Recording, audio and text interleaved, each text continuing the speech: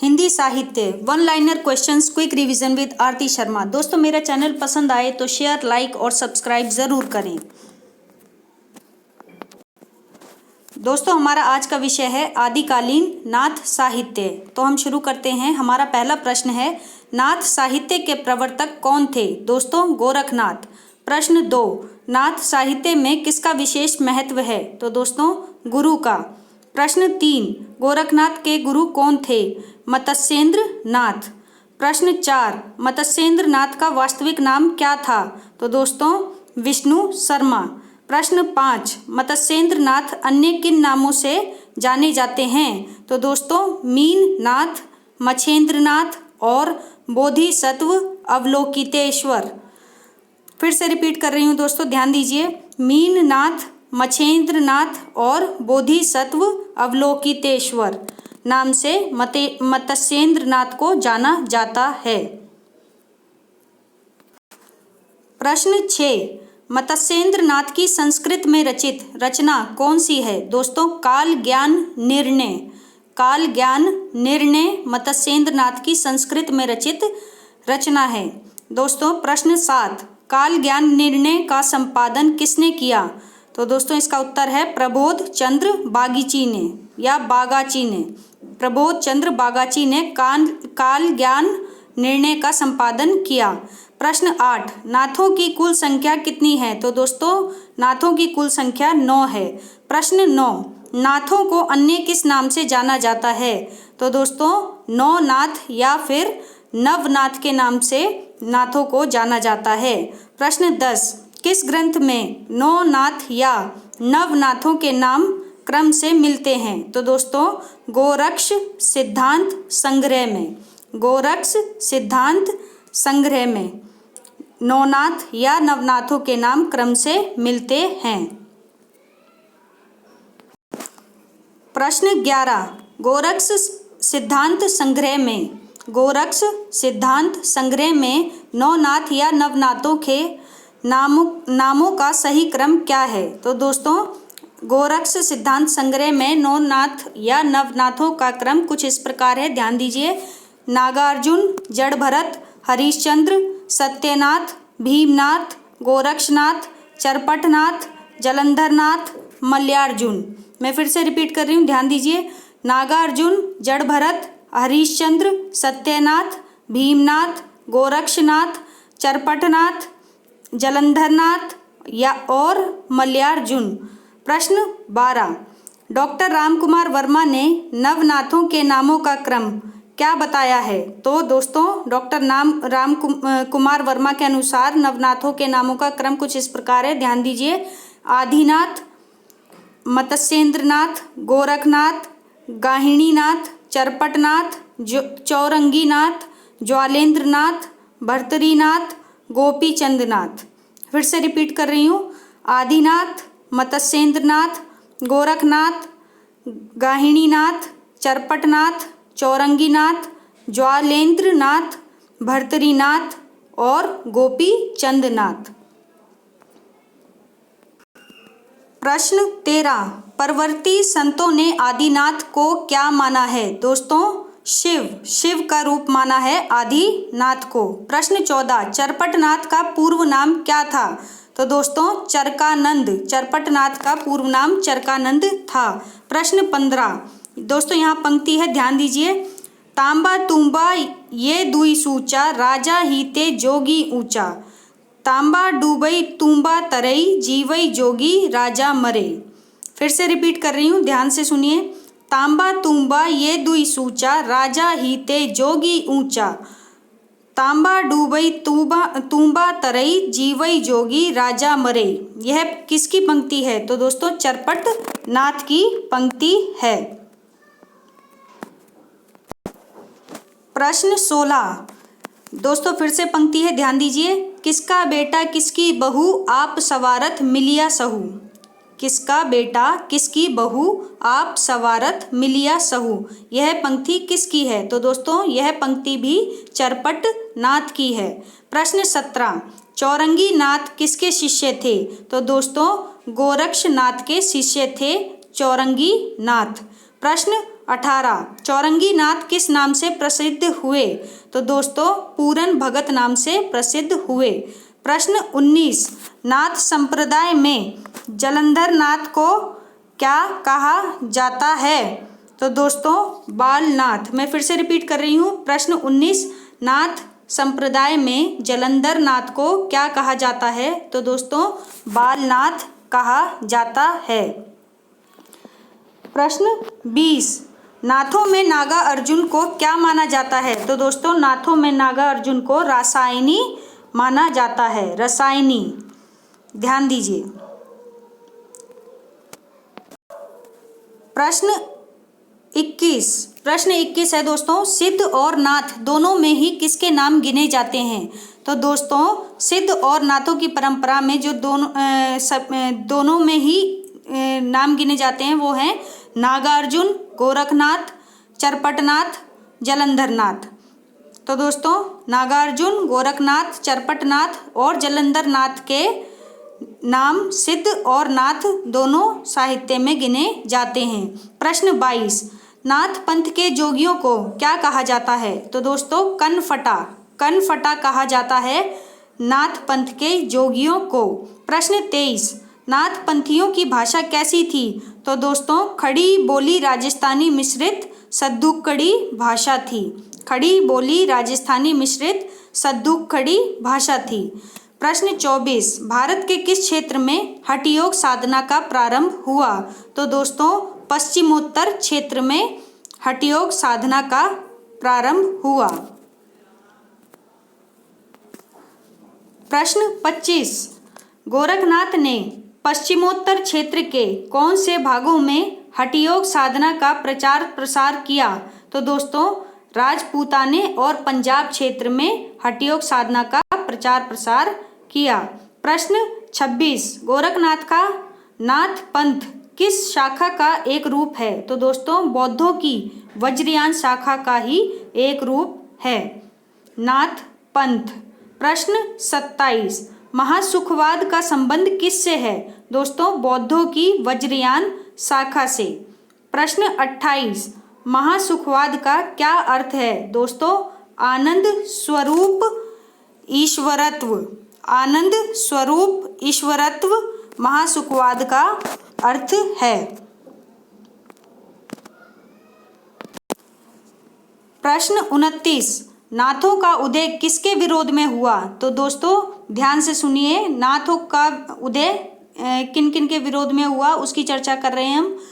तो सिद्धों के महासुखवाद, पंचमकार, बाह्य आडंबर, नारी भोग के विरोध में, भोग विलास की निंदा के रूप में, गृहस्थ के प्रति अनादर और वर्णाश्रम व्यवस्था के विरोध में नाथों का उदय हुआ। प्रश्न 30 नारी निंदा किस संप्रदाय में मिलती है? दोस्तों मोस्ट इम्पोर्टेंट क्वेश्चन है, ध्यान रखिए। तो नारी निंदा नाथ पंथ में मिलती है या नाथ संप्रदाय में मिलती है।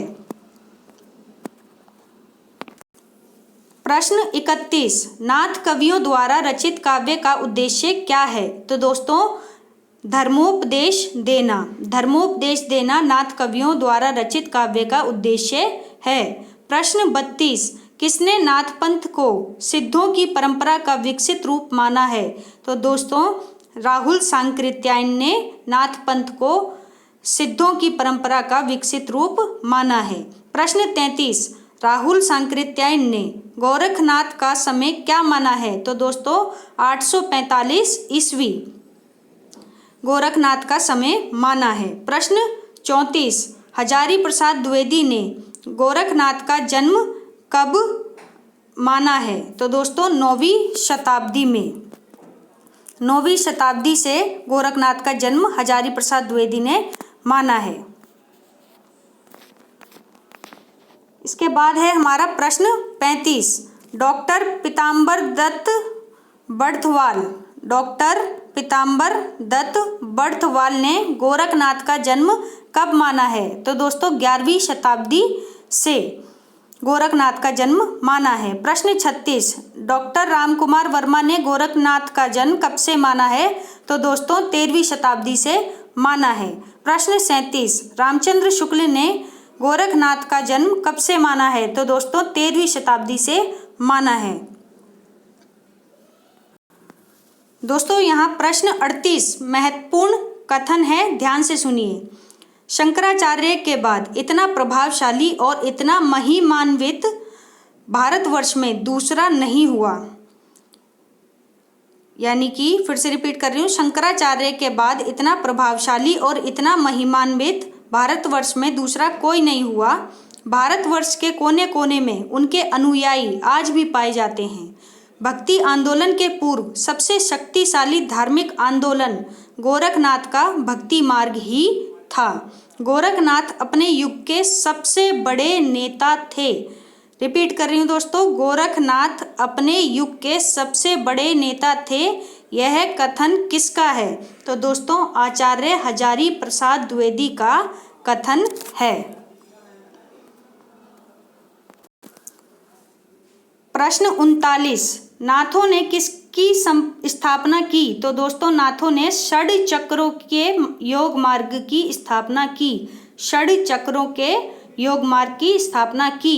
प्रश्न 40, हजारी प्रसाद द्विवेदी ने नाथ पंथ या नाथ संप्रदाय को क्या क्या कहा है?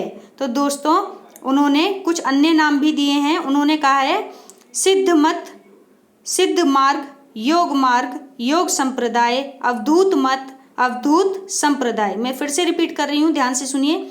सिद्ध मत, सिद्ध मार्ग, योग मार्ग, योग संप्रदाय, अवधूत मत, अवधूत संप्रदाय। हजारी प्रसाद द्विवेदी ने नाथ पंथ या नाथ संप्रदाय को यह नाम भी दिए हैं। प्रश्न 41, नाथ साहित्य की सबसे बड़ी कमजोरी क्या है? तो दोस्तों रूखापन और गृहस्थ के प्रति अनादर नाथ साहित्य की सबसे बड़ी कमजोरी है। प्रश्न 42, मन, प्राण, सुख, वाक और कुंडलिनी। मन, प्राण, सुख, वाक और कुंडलिनी, इन पांचों संयमों के तरीकों को क्या कहा जाता है? तो दोस्तों राजयोग, हठयोग, जपयोग या कुंडलिनी। राजयोग, हठयोग, जपयोग या कुंडलिनी, इन 5 संयमों के तरीकों को कहा जाता है।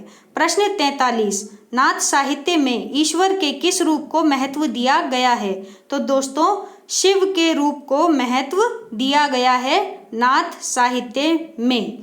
प्रश्न 44, नाथ साहित्य का आरंभ किसने किया? तो दोस्तों नाथ साहित्य का आरंभ गोरखनाथ ने किया। गोरखनाथ ही नाथ साहित्य के प्रवर्तक माने जाते हैं। मोस्ट इम्पॉर्टेंट क्वेश्चन है, ध्यान रखिए दोस्तों, अक्सर ये एग्जाम में रिपीट होता है। प्रश्न 45 है दोस्तों, मिश्र बंधुओं ने हिंदी का प्रथम गद्य लेखक किसे माना है? तो दोस्तों ध्यान रखिए, हिंदी का प्रथम गद्य लेखक गोरखनाथ को माना है मिश्र बंधुओं ने।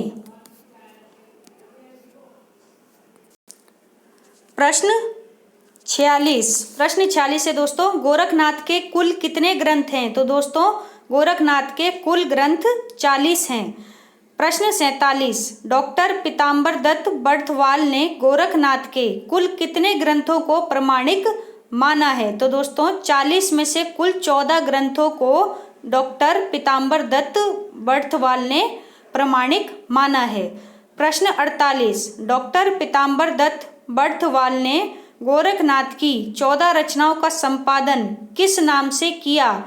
तो दोस्तों गोरखबाणी नाम से पीताम्बर दत्त बर्थवाल ने गोरखनाथ की रचनाओं का संपादन किया।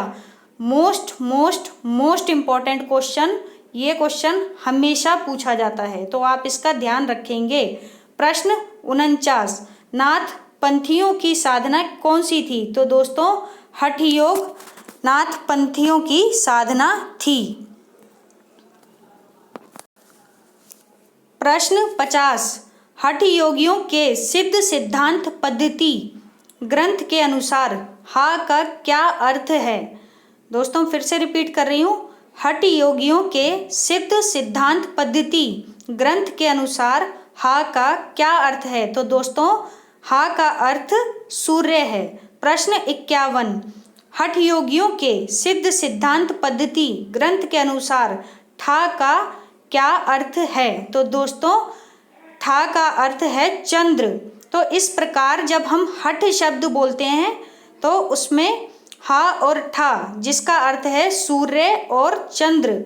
तो दोस्तों हमारा अगला प्रश्न है 52 प्रश्न। तो हठ योग की स्थापना किसके योग से हुई है? तो अभी हमने पिछले प्रश्नों में पढ़ा हा और ठा, यानी कि हा का अर्थ है सूर्य और ठा का अर्थ है चंद्र। तो इस प्रकार सूर्य और चंद्र के योग से हठ योग की स्थापना हुई है। दोस्तों ये भी बहुत मोस्ट इम्पोर्टेंट क्वेश्चन है, तो आप इसको ध्यान रखेंगे। रिपीट हुआ ये क्वेश्चन एग्जाम्स में कई बार। प्रश्न 53 है हमारा, गोरखनाथ की रचनाएं कौन सी हैं? तो दोस्तों 40 में से जो 14 रचनाएं प्रमाणिक मानी गई हैं, जिसे डॉक्टर पीताम्बर दत्त बड़थवाल ने प्रमाणिक माना है, हम उन रचनाओं का जिक्र यहाँ पर करेंगे। तो दोस्तों रचनाएं हैं शब्दी, पद, शिष्य दर्शन, प्राण संकली, नरवई बोध, आत्मबोध, अभ्यय मात्रा योग, 15 तिथि, सप्तवार, मछिंदर, गोरख बोध, रोमावली, ज्ञान तिलक, ज्ञान चौतीसा और पंच मात्रा। मैं फिर से रिपीट कर रही हूँ, ध्यान से सुने। शब्दी, पद, शिष्य दर्शन, प्राण संकली, नरवई बोध, आत्मबोध, अभ्यय मात्रा योग, 15 तिथि, सप्तवार, मछिंद्र, गोरख बोध, रोमावली, ज्ञान तिलक, ज्ञान चौतीसा और पंच मात्रा। ये गोरखनाथ की 14 प्रमाणिक रचनाएं हैं। प्रश्न 54 है दोस्तों, गोरखनाथ की संस्कृत भाषा में रचित महत्वपूर्ण रचनाएं कौन सी हैं? तो दोस्तों गोरक्ष शतक, योग सिद्धांत पद्धति और योग चिंतामणि इनकी संस्कृत रचनाओं में से महत्वपूर्ण रचनाएं हैं। तो दोस्तों गोरक्ष शतक, योग सिद्धांत पद्धति और योग चिंतामणि गोरखनाथ की संस्कृत भाषा में रचित महत्वपूर्ण रचनाएं हैं। ध्यान रखें कुल 3 रचनाएं नहीं है ये, इसके अतिरिक्त और भी रचनाएं हैं, लेकिन इनके बारे में अक्सर प्रश्न पूछा जाता है, तो इसीलिए सिर्फ इन्हीं पुस्तकों की चर्चा हमने आपसे की है। प्रश्न 55, गोरखनाथ ने अपनी रचनाओं में किसका वर्णन किया है? तो दोस्तों गुरु महिमा का, इंद्रिय निग्रह, प्राण साधना, वैराग्य, मन साधना, कुंडलिनी जागरण और शून्य समाधि का वर्णन गोरखनाथ ने अपनी रचनाओं में किया है।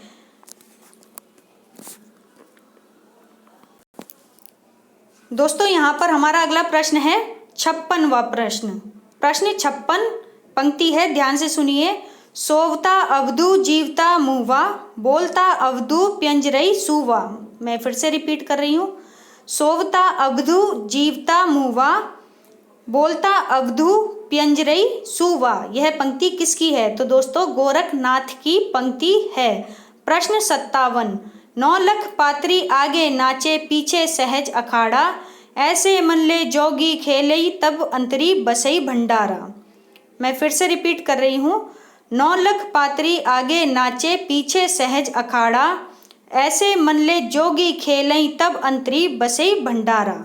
तो दोस्तों यह पंक्ति किसकी है? तो यह पंक्ति भी गोरखनाथ की है और प्रसिद्ध पंक्ति है। अक्सर एग्जाम्स में यह पंक्ति पूछी गई है, तो आप इसको तो याद कर ही लीजिए। जब भी आप गोरखनाथ के बारे में पढ़ेंगे तो आप इस पंक्ति को ध्यान में रखेंगे।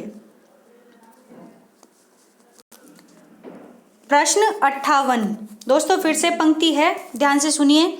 गगन मंडल में औंधा कुआं तह अमृत का बासा, गगन मंडल में औंधा कुआं तह अमृत का बासा, सगुरा होए सो भरी भरी पीवे, सगुरा होए सो भरी भरी पीवे, निगुरा जाई पियासा, निगुरा जाई पियासा। तो दोस्तों फिर से रिपीट कर रही हूँ, ध्यान से सुनिए।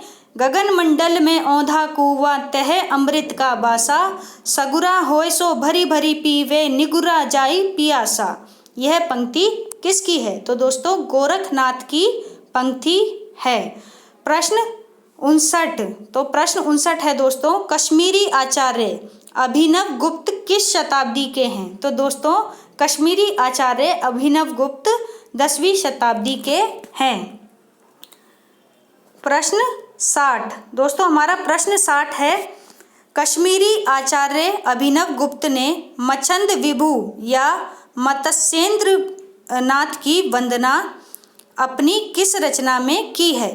तो दोस्तों इनकी रचना है तंत्रालोक। तंत्रालोक में अभिनव गुप्त ने मछंद विभु या मत्स्येंद्र नाथ की वंदना की है। तो दोस्तों ये इतना इम्पोर्टेंट क्वेश्चन नहीं है, लेकिन छूट ना जाए इसलिए मैंने इसको ऐड कर लिया है, तो आप इसको भी ध्यान रखेंगे। तंत्रालोक पूछा जाता है किसकी रचना है, तो आप बता सकते हैं कि आचार्य अभिनव गुप्त की रचना है। तो दोस्तों हमारा आज का वीडियो आदिकालीन नाथ साहित्य से संबंधित यहीं समाप्त होता है। हमारे अगले वीडियो में हम रासो साहित्य के बारे में पढ़ेंगे। तो दोस्तों मेरा वीडियो पसंद आए तो लाइक करें, शेयर करें और सब्सक्राइब करें। धन्यवाद दोस्तों।